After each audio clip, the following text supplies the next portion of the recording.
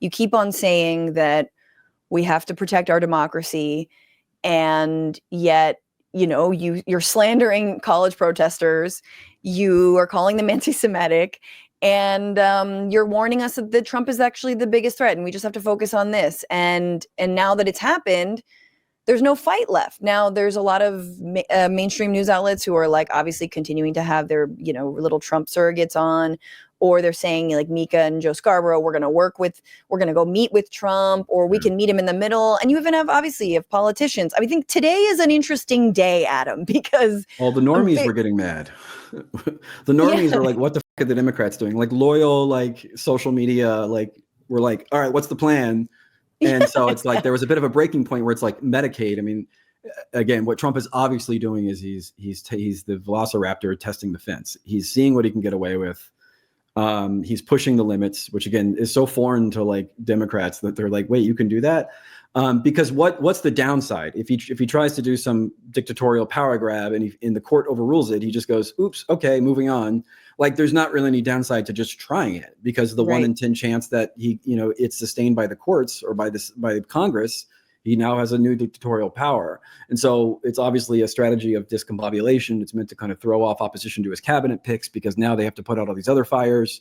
Mm-hmm. And it's typical. Again, this is full blown Trump. This is not what was. This is Trump on steroids compared to the first term, because he's done it before. He's got the full blown backing of the Republican Party. There's no real resistance. There isn't the kind of lawfare thing, leaks coming out to the Washington Post and New York Times to undermine him with respect to Russiagate. So he's got nothing really holding him back. The New York Times basically just said, let's just roll with it.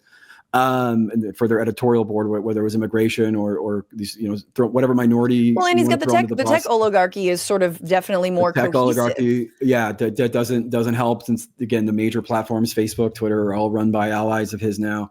And so, he's seeing how far he can go, and Democratic resistance, like you said, I think was caught off guard, because they didn't expect it. I think they thought it would be similar to last time. But B, they thought they were just going to do the we're going to work with them. And of course, you can't work with Trump MAGA because they're not in good faith. You can't have anything in good faith with these people. Their goal is to just do the extremist Heritage Foundation Project 2025. And they're doing it list by list. And this is a kind of Grover Norquist wet dream. It's an attack on the liberal state. It's an attack on unions. It's an attack on labor. It's an attack on minorities. It's an attack on gay and trans people, and they're kind of just seeing what they can get away with. And hopefully the liberal, I think today was a wake-up call. I'm actually going to be I'm going to do something I don't usually do, which is to say, I think the Democrats will respond to this. I hope, and I believe, and I'm seeing elements of it emerging where they're like, okay, this is grandma's Social Security and Medicaid payment. This is grants to university. This is too far. The courts will step in. I believe the courts will overturn a lot of it. Call me a naive liberal, but I believe that the basic systems of checks and balances will correct most of this. But I think what it will be used as a distraction and leverage to jam through and run and do a quick confirmation process for many of these extremists. Sure. There's too many fires to point out. So they're going to whether it's RFK, whether whoever it is. These. I don't think Tulsi's getting through. That's my one. Well, she's extreme in the way they don't like. she's extreme in the fact that she goes on Russia Today versus the extreme of I want to starve grandma and your children. That one we can forgive. But being in bed with foreign states. But they're fine with getting money from Russia, or maybe it was like too much Assadist money. Anyway. Well, it's too much into that world. I mean, it's basically Alex Jones adjacent, and I think I'm calling it sexism. I don't give a shit if she gets not confirmed. It's like, come on, every other nut he does job? have like 2 women, and he only casts based on looks. This has been confirmed. He very much let her in, but she's got to dye that white part. It freaks me out. Adam Johnson, we love your passion. Citations Needed is an awesome podcast. Everyone needs to be listening to. And there's just going to be a lot more of this, man.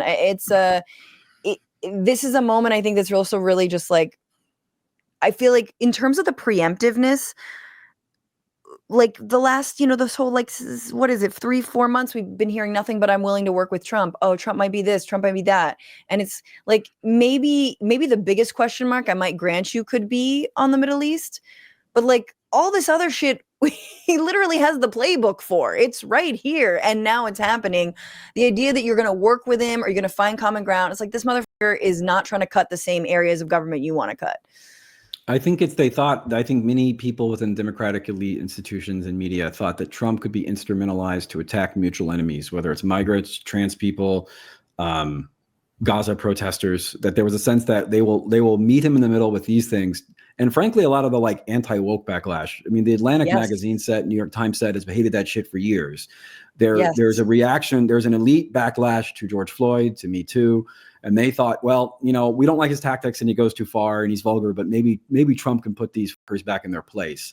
And then when he came out with this Heritage Foundation wish list going way further than all that, I think there was the realization that, oh, we're not going to like work with them. We're obviously just being used and run over because we're weak, and we have, again, we have our own reactionary ends that we thought we could use them with.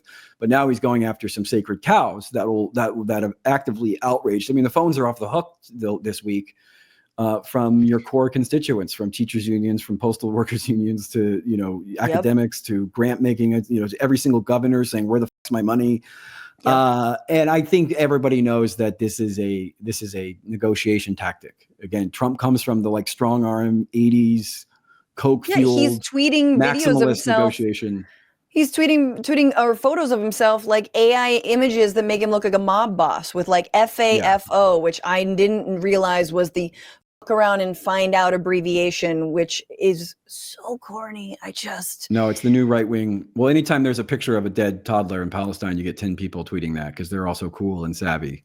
Oh, yes. The popular right wing, kind of heartless, it's institutionalized sociopathy that is completely personified in Musk and Trump, who absolutely are genuinely sociopathic.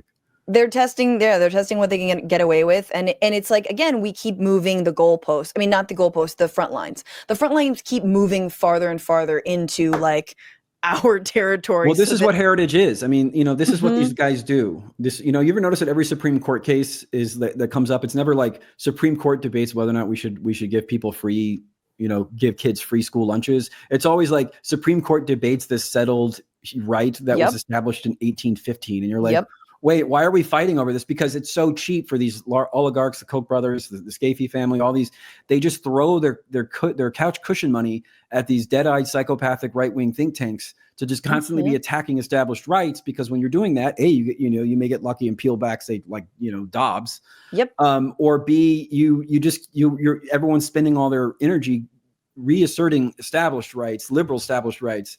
They can do all the other evil shit they're planning on doing. So it's kind of a win-win. And what you see is this is paying fruit. All this right-wing, sort of extremist agenda that Trump is pushing over the last 8-9 days has its legal antecedents and its like policy papers that have been stewing in Heritage Foundation and the Hudson Institute and the Manhattan Institute and Foundation for Defense of Democracy. It's been there. And that's the framework is there. Yes. And this is which the hope from this that can emerge from this is that we go back to a left liberal arrangement that sees the enemy not as this kind of anomalous Trump freak, installed by Russia, sort of aliens put him in the White House, but he is actually the Republican Party. 100%. There's a far right attack on the liberal state that needs to be defended by both the left and liberals. And he is not separate from the Republicans, that there's some sort of nice Republican Party we have to keep. We got to keep David Frum around. I get he needs to sleep on the couch at MSNBC. Like, that there's not some Republican Party worth preserving, but Trump is the Republican Party distilled and personified in its raw cruelty. 1,000,000%. I'm just like, I can't even, and all the people, and I understand we are all inevitably on like the same team or whatever, but don't think we've forgotten how much you paved the way, or all these like, well, all the never Trump Republicans who I think everyone should hate, who paved the way for this, the Nicole Wallaces and all those motherfuckers. There's a direct line between prioritizing never Trump Republicans and Trump winning a second term. 100%. We can empirically show it with the election results. Yes, and the first person who's like, we need to respect the results is, of course, Liz Cheney. And again, I'm not someone who flattens Republicans. I do think there is a difference between saying, okay, election results matter and election results don't matter. So yeah, that is a difference. However, they paved the way for this. If you're trying to go after different social programs for decades, again, Heritage Foundation plans, and then this guy comes and actually just does it illegally as it might be, yeah, that's what you wanted to do. That's what you wanted that's to why do. you don't hear much from those corners anymore, because They're awfully quiet. without the hook of the sprawling lawfare stuff, they kind of just agree with them, and so they're mostly just kind of shut up, and a lot of the or they kind of fade into the whatever's left over of the Never Trump media. But again, Never Trump was always a limited hangout. It was always a limited discussion. What's going on, Frantifa? If you haven't already, subscribe to this channel right now. Hit that button. And also, you can become a patron and support the show every single week. Get access to bonus episodes and exclusive merchandise. Patreon.com/Bitchuation Room. Do it.